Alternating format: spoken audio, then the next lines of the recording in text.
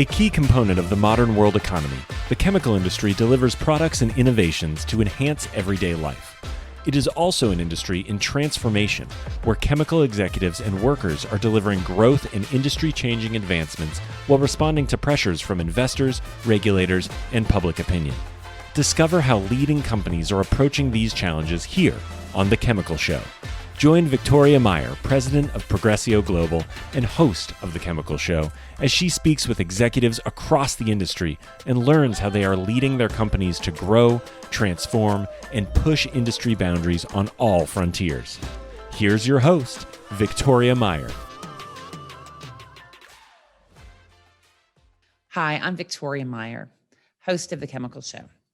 This week, I'm speaking with Cameron Whaley, president of SCT, also known as Southern Chemicals and Textiles, which is a manufacturer of primary and secondary surfactants based here in North America.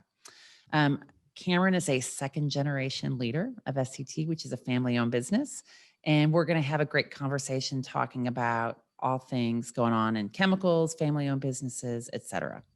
Cameron, welcome to the show. Thanks, Victoria. Really appreciate the opportunity. Yeah, I'm delighted to have you here. So let's just start out. Tell us a little bit about SCT. SCT was founded by my father, Truman Whaley, in July 1st of 1984. So we just celebrated our 37th anniversary. That's amazing. So it's it was quite incredible. Dad came from the chemical industry. He began his life in the lab at a local company here in Dalton, Georgia, going to school, working in the lab, getting some experience. And flash forward to 84, he was working for Goodyear Chemical. They had a SPR latex plant in Calhoun, Georgia, that he was a technical seller for. And, the carpet industry at that point was booming. And he really saw that there was an opportunity to do something different. And cool. So he walks in, and I'm an only child. So, we're having dinner, and he laid out these plans for starting a company. And, Mom and I looked at him like he was crazy, I think. And, we had $6,500 in the savings account and rented a building and started a business. So that's amazing. Yeah, it was. I remember climbing in, July 1, 84, climbing into an 84 Buick, driving to Anadarko, Oklahoma for a sales call. And we actually got a sale, drove back and made a truckload of drums. And that was our first sale. So that's cool. And you were there for it. I was there. I've been there for the whole time. That's amazing. That's really good. It's really cool. It's really cool. And so fast forward today. So you went from an idea that was your dad's idea and vision and dream, I guess, and got your first sale to where you guys are today. Yeah. It's been a whirlwind. It's been an absolute whirlwind. I came back to the business in 99, and, we were still pretty much 100% surfactants for carpet finishing and manufacturing. Okay. And, was following in Dad's footsteps. And we kind of saw an opportunity with the surfactants that we were making. They had uses in other industries. So we went to industrial and kind of peddled our wares, and then they found their way into household. And then we had an opportunity in the early 2000s to work with a personal care company and do some blending. And it was like, wow, we can do this. And, it was just another leg on the stool. And so that's taken off, and that's now the biggest part of our business. Is it really? I was going to ask. So how is your business divided in terms of end use markets today? Yeah, I think it's about 85% household personal care, maybe 2% carpet and textiles now. Yeah. Well, and I guess there was part of this is also just surviving, right? Because the carpet and textile business in the US has taken such a hit. I mean, I don't even know how much is made anymore in the US, really. Well, yeah, it's been difficult. I mean, textiles are kind of making a comeback but Okay. carpet, I don't know how much carpet you have in your house. So it's taking it. Still a little bit too much. We got some that needs to get gone, but Yeah, yeah. it's dwindled. I think it's making a comeback, but yeah, it's definitely not where it was in the late 90s. Yeah, absolutely. So you took over as president of SCT in 2015, is that right? Yeah, it was right around 2013 or Okay, 2014, that time frame. got That it. time frame. And so tell me about, what have you done? So you obviously you come in, you take over. It's interesting taking over a family business because it kind of starts as somebody else's idea, and then you've grown into it. Obviously, you took a leadership role in 2013, 2014. How have you changed SCT? How have you put your mark on it? The company, the company has changed quite a bit, but it hasn't changed. Okay. And I know that's difficult to kind of convey. We still have employees that have been here since I was in high school. Wow. So you take folks that have been making product, a certain way for a certain application, and then you say, hey, okay, we're going to make I don't know, 50 different products, and the different regulations, and you have to be kosher certified. We now have an organic certification, so the way you do things is completely different, and everyone has just adapted and evolved, and so my leadership style is very similar to Dad's. It's we're a small company. We don't have 200 employees, and we really focus on who is doing the work for Mm, us, and our job as management or sales or whatever is to go out and just make the best opportunities available so everyone can succeed. yeah, that's awesome. It sounds really personal, right? It's a very It not just is. because it's personally owned, but because you take a real personal interest in the people and in the business and customers, et Right. cetera. Right. Yeah, Dad was hands-on. You have to be when you start something from scratch. He knows every nut, bolt, you know, in the plant, every pipe, anything. And so it's vastly important, and everyone sees that, and they take responsibility and ownership, in their job. That's awesome. So, let's talk about what's going on today. So, obviously, you've been with SCT through its journey, its development, changes, leadership journey. But if we just kind of focus in on what's going on right now, obviously, the last 18 months have been crazy in the world, right? With COVID, and then the changes in the chemical industry. Have demands have changed. There's been a lot of discontinuities, et cetera. What's been the biggest challenge for you guys at SCT if you look at just the last 12 to 18 months? I think all of it, everything. you know, when when all this started, I went to Dad, and I'm like, okay, what do we do? I have no idea.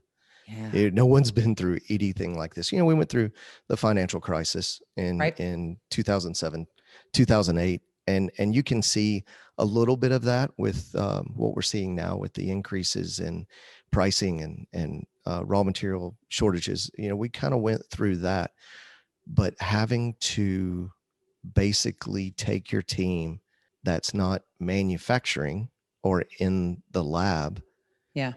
and put them remote. We weren't prepared for that. We had never. Right. I mean, we have an office. We have administration. We have HR that's on site. And to top it all off, we had just opened a new corporate office Oh, wow. right in that same time. Yeah, Good we timing. yeah, it was perfect. So we did, we're able to delay a little bit of renovation and kind of slow that down. But we brought back folks about a year ago, Okay. to So you kept your people home for a few months, but then brought them back pretty we quickly. did. We did. But, everyone, it was tremendous. I mean, it was just tremendous, the job that everyone did. And I think, everyone, we've all learned a lot from that.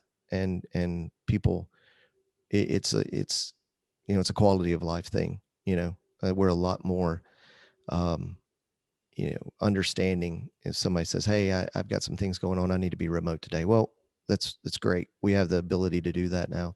Yeah. It was tough on the operators and the folks that work in the plant and, drive the trucks. It's keeping that motivation of, hey, we're essential. We're supplying cleaning products. And, that was difficult, keeping that motivation for, as long as we did.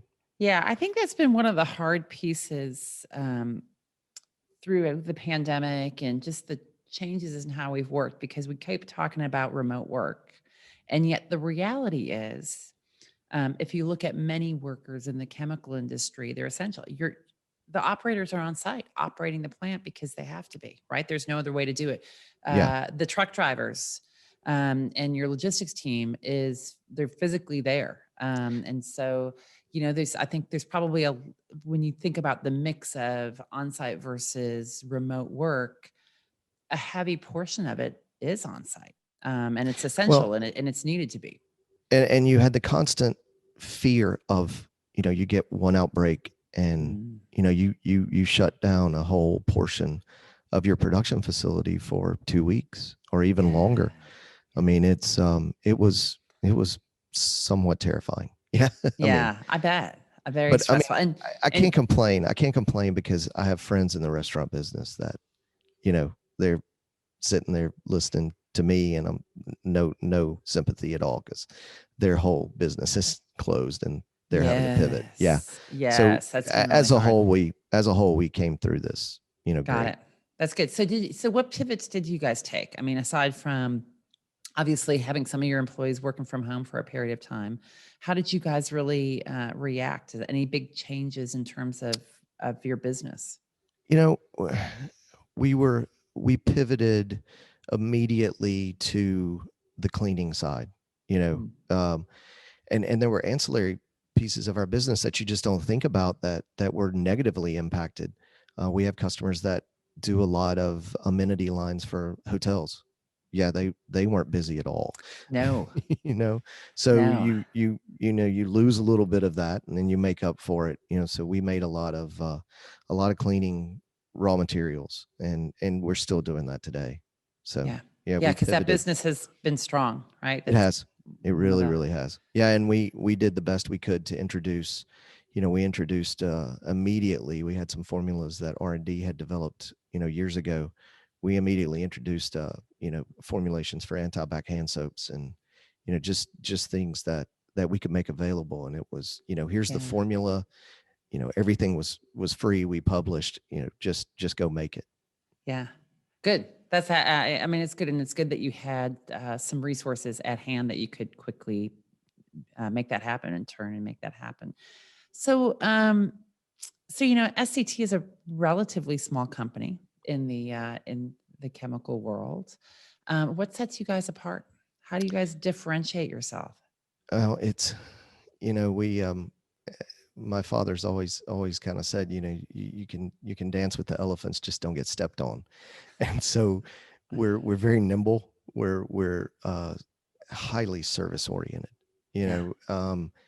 We've been able to make our space in offering products that can be customizable, sort of, definitely things that are scalable. We came into this, and it was when we first started diversifying the company, it was very difficult for a lot of people to understand how a small company that no one had ever heard of had such large capabilities to compete. Well, the industry we come from in the carpet and textile world, we had never sold anything in drums or totes. Okay. Everything was bulk. So we had massive amounts of bulk storage available and ready. So we had a lot of capacity that we could fill. And so, we've been able to maintain that that high service level of an industry that we came from into HPC, and it's been well received. It's kind of like, we had instances where customers just needed something, a viscosity change, or Mm. a tighter spec, a pH change, and no one else would do that for them. And it's like, yeah, we can do that. It's no problem. So that's kind of how we've survived so far. Yeah. Yeah. By being more customer focused and being willing and able to make some adaptations to meet those customer requirements. Yeah, and I had a lot of great mentors, as I was coming through, that owned, businesses that they were incredibly successful building, and then, they got bought out, and really Yeah. to listen to those stories as how they built their businesses, it's always been tremendous. Yeah, it is helpful, right? I mean, it's nice to have examples and, It and some really is. examples that you can follow, mentors and coaches along the way. So when I think about SCT, I mean, or maybe you, is what's your geographic spread today for your business, right? So I guess I think of, when I think about where your origins were with carpet and textiles, definitely Mhm. Southeast. Is it still a Southeast US focus? Is it broader than that today? We're global. You We're are global. global. We are global. We sell all of North America, Canada. We're in Asia. We're in Europe, the UK. We haven't ventured into Australia yet, but we're. Well, that sounds like a business trip It, opportunity to go see if there's business there, right? I've been really looking at a prospecting trip. So I think that's a good idea. Okay, that's great. I did not realize that you guys were selling and operating globally. we are. We are. I mean, it's been a whirlwind. It's been a whirlwind with that. So Got it. And is your primary manufacturing still in the U.S. it or is. do you It is. do you have manufacturing elsewhere? We don't. We don't. Okay. Everything is still U.S. based. All of our manufacturing is in Dalton, Georgia. We have 2 locations here in Georgia. Okay. Research and development is in Monmouth Junction, New Jersey. We have a lab up there, and that was really strategic and key for us. We have an absolute tremendous leadership staff up there, with Jim Griffin and Lauren Corcoran, that are through the pandemic. I mean, I could not have asked for a better team. I mean, Yeah. they were in the lab pumping out new things. They weren't distracted with, the day to day. It was, what can we make next? What can we make next? So That's it's nice. been That's great. nice. And obviously having that your lab up there is helpful in terms of proximity to a lot of the personal care customers and I guess household as well, right? Right. It's been great because Yeah. we do have a lot of our customers come visit. They have a lot of great ideas, and they can put hands on what we're working on and what they would like to see. Yeah. Awesome. That's good. So when I look at kind of the big trends in the chemical industry today, if we kind of, put the COVID changes aside, although I think that's a long-term influence, at least for the next period of time. But a lot of the big trends that we see companies going through in the industry really focusing in on is things like, digitization or Hmm. sustainability, right? So sustainability has been around for a long time, seems to be taking an increasing focus. And then, of course, obviously, a lot of focus on supply chain, right? Because of just the challenges that we've seen um, over the past 12, 18 months. Look in the past, and frankly, as we look in the future, there's still going to be a lot of supply chain challenges. So, Right. where's SCT focused? When you think about some of those big trends and what's going on, what are you guys focused in on? I mean, sustainability has been, you know, at the forefront of our business and development. We come from an industry that has, cradle to cradle certifications. They Mm, basically have no waste. Everything is recycled, reused. So, when we began working with RSPO, we're certified through the RSPO. We also work with the Rainforest Alliance on their sustainable coconut oil and sustainable palm. They've been a got it. great organization. We've been with them since, I want to say, 2009. You Oh, know, wow. they've been wonderful. So, it's not been an option for us. I mean, it's just kind of something that we've always done. Um, with supply chain, it's right now, I think it's as much logistics as anything as availability. I mean, we had the storm in the Gulf that's really, it wreaked havoc in the late winter and early spring, but right now it's more freight oriented, and Yeah. I don't think that's going to get better in the near I term. no, I think it's an interesting one because yeah, just the freight and logistics have been difficult. Just what I hear from people is availability of trucks or drivers or just really widespread challenges across logistics and shipping. How do you guys tackle that, and how do you make it not a problem? Because at the end of the day, you still need to serve your customers. We all need to serve our customers, and you can make an excuse saying, "Well, logistics sucks." Okay, well, yeah, it sucks for everybody. So what's different? I cheat. Wow. Okay, say more. We have a freight company. Okay. We've always run our own trucks. We've always run our, because we everything that we came from was just in time. So we had to have our own vehicles, Yeah. and everything was short bulk. It was small bulk in this industry.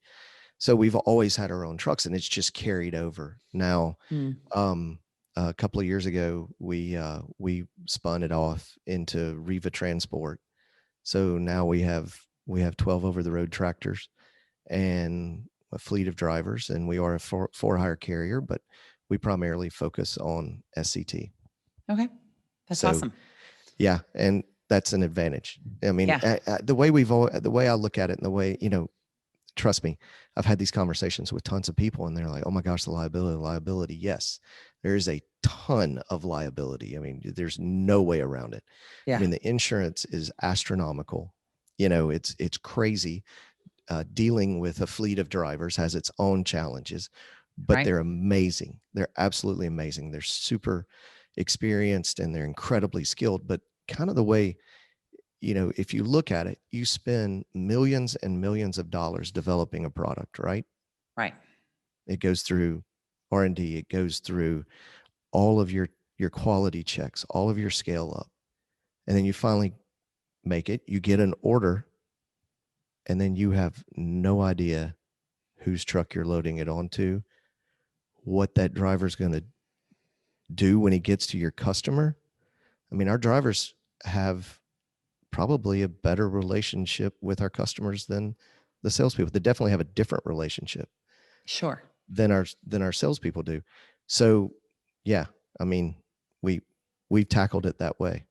Yeah, that's smart. Yeah, in fact, you talk about that, and the customer experience doesn't end when the order is placed, right? So the whole fulfillment part of that order and the delivery and ensuring that, your trucks show up with the right equipment at the right time, with the right behaviors, Right. is part of that customer experience, right? And it matters, right? So it's I think especially in an industry where relationship is so critical, where there's such longevity of business relationships, et cetera, Yeah. it's not just done at the during from a sales and procurement point of view. It's absolutely done all the way through to final delivery. And I think sometimes the industry forgets about that, right? Because I think the Absolutely.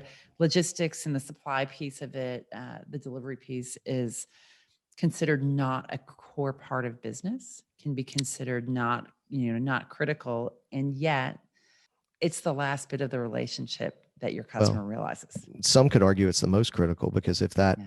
if that truck doesn't show up on time, and you can run the risk of shutting someone down, it's not good. Yeah, That's absolutely. that's like the cardinal sin. You don't do Abs- that. no, that's right. Absolutely. Absolutely. In Yeah. fact, you talked about, just in time. I was chatting with somebody last week who said, there is no such thing anymore because of No. such disruption in the industry that people have to be carrying bigger inventories, that your customers can't be as lean as they once were, et cetera. So are you guys seeing that as well? Absolutely. Absolutely. I mean, our just in time delivery is now 4 weeks. I mean, Man, that's just in time. I mean, really? it's Is that yeah, what you're looking at lead time wise? right, absolutely. I mean, it's we do the best we can right now, but from a raw material viewpoint, and we try and deliver and never come home empty. We do the best we can we really love our customers that are strategically located near our raw material points. Yeah, So we're constantly bringing things back that we need. got it. However, we can only bring back what's available, and when things are short, or they're on a boat sitting outside a port, it, there's just so many things that are out of our control. And so, Yeah. yeah, unfortunately, just in time is about 4 weeks these days, but it's getting better. It's getting a little bit better. It's getting a little bit better. Yeah, well, we hope so. We hope Yeah. so, right? I think Yeah. everybody needs that to be the case. So let's pivot a little bit and let's talk leadership. So you kind of alluded to this a little bit earlier, but you're the second generation leader in a family-owned business, which that transition can be difficult, right? So that's Yes. one thing. Obviously, you've grown up in the business to a large degree, so you've had some of those relationships and you've got that knowledge, and yet, you come in and I know that you want to put your own stamp on it. You do. How have you done that? What's been your opportunity and maybe even your challenge as a leader in a family-owned business such as yours? I mean, it's been the most rewarding thing I think I've ever done in my life, and the most challenging thing Yeah. I've ever done in my life. Because you definitely want to put your stamp and your thumbprint on what you're developing, but you can't go so far as to change culture, identity, what got you where you are today. It's been I think the hardest thing that I've ever done was, it's so simple, but changing a logo, changing a Yeah. logo from the one that my dad originally did.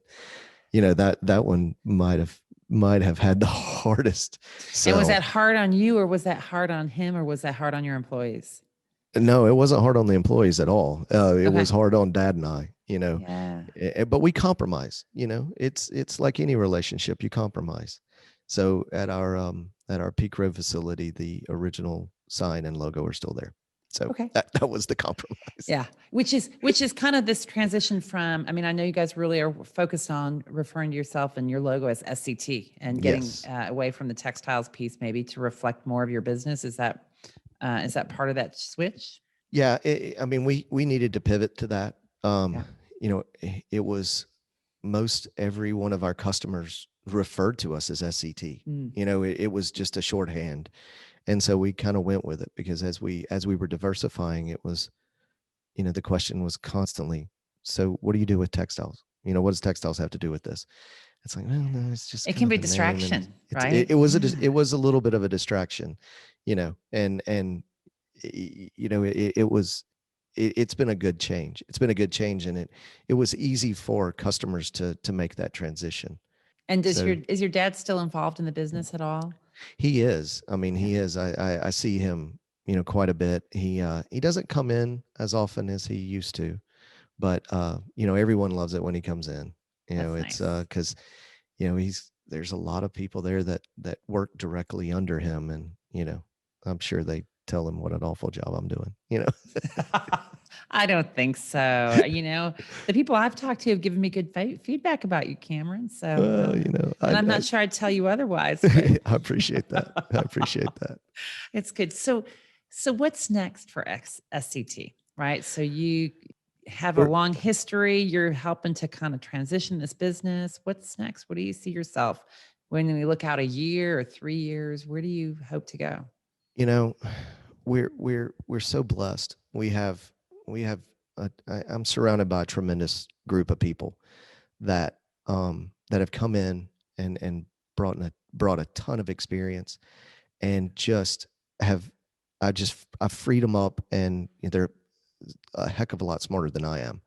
So just go do your thing, and we, number one, we want to continue having a place that we're putting out products that the industry wants, needs, that propel the business forward, and really are products that are good for not only our community, our climate. You know, we've got a ton of free from products that came from a campaign that we did in 19 Hmm. that have been widely accepted. And so, if I look at it, it's let's continue creating a culture of free thinking, free form growth and development. And we'll see. I don't really have oh gosh, I want to be at this top line revenue or anything like that. It's just continue having a place where really everyone enjoys coming and contributing and can look back and say, wow, I was a part of that. That's nice. That's really it. That's really it. Nice. That's awesome. And you know what? And that becomes part of your legacy, right? I think people need that that opportunity and the experience for growth and to be able to grow in a place where they're welcome and feel part of. Right. And we try and have some fun, Good. I mean, that's it. That was, with Dad, it was, when someone asked him a long time ago, why did you start your own business? And it was, I just wanted to go to some place I enjoyed being at. That's pretty much it. That's awesome. That's pretty much it. And I think at the end of the day, that's everybody's hope. Yeah. Right. Is that where you're spending a huge part of your life and your time, that you're in a place you enjoy. Right. Right. That's the goal. That's the goal. And wherever that takes us, that's the goal. Awesome. That's fabulous. Well, Cameron, thank you so much for joining me on the Chemical Show. Yeah. I've really enjoyed speaking with you today, and I know people are going to love hearing more about you and your story. Well, perfect. I appreciate it, Victoria. Thanks so much. All right. Thanks. And thanks everyone for listening to the Chemical Show, and we will talk to you again soon. We've come to the end of today's podcast. We hope you enjoyed your time with us and want to learn more. Simply visit thechemicalshow.com for additional information and helpful resources. Join us again next time here on The Chemical Show with Victoria Meyer.